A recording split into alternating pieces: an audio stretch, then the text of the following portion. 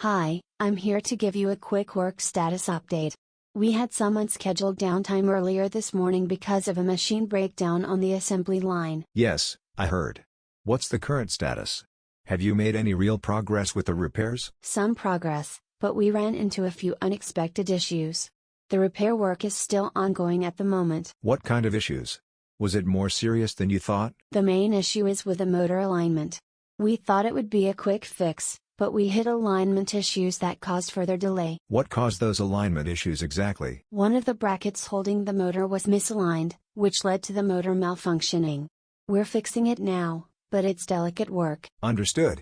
So how much more time do you estimate? It'll likely take another 45 minutes, maybe a bit more.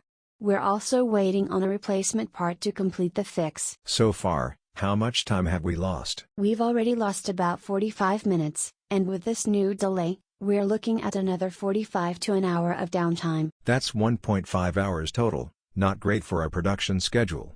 How's the rest of the production line? Fortunately, all other machines are running fine. We completed the scheduled maintenance on the conveyor belts and packing machines earlier. Any other problems or defects we should know about? Nothing major. We did have to tweak the settings on the conveyor system, but that's already done. What about the packing machine you mentioned? There was a small defect in one of the parts. We've ordered a replacement part and expect it in about 30 minutes. Will that delay us further? Possibly, but it's a minor issue.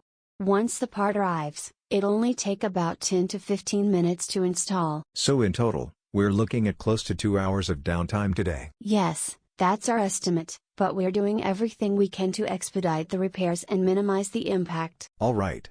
Keep me updated as soon as anything changes. Will do. I'll give you another update once the repairs are complete.